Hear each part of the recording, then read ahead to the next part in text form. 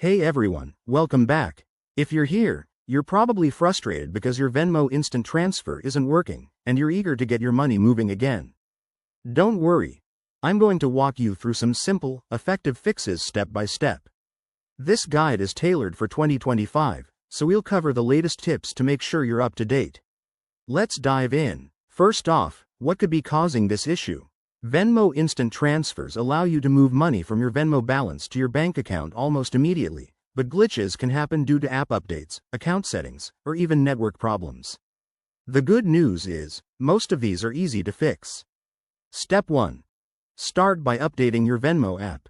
Head to your device's app store, search for Venmo, and hit update if there's a new version available.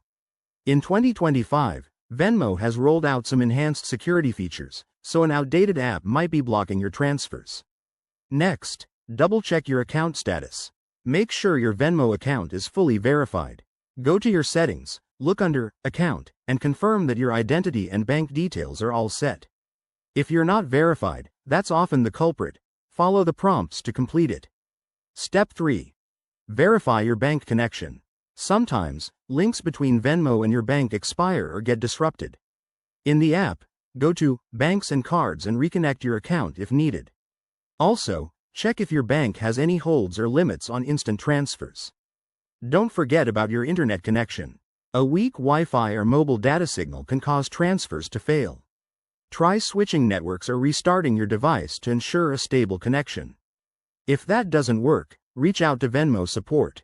They have a 24/7 chat feature in 2025, so describe your issue, and they'll guide you through any specific problems. As a last resort, check for any ongoing outages on Venmo's status page or social media. There you have it. Quick and straightforward fixes to get your Venmo instant transfers back on track. Remember, patience is key, and most issues resolve with these steps. If you found this helpful, give it a like and subscribe for more tech tips. Thanks for watching, and see you next time.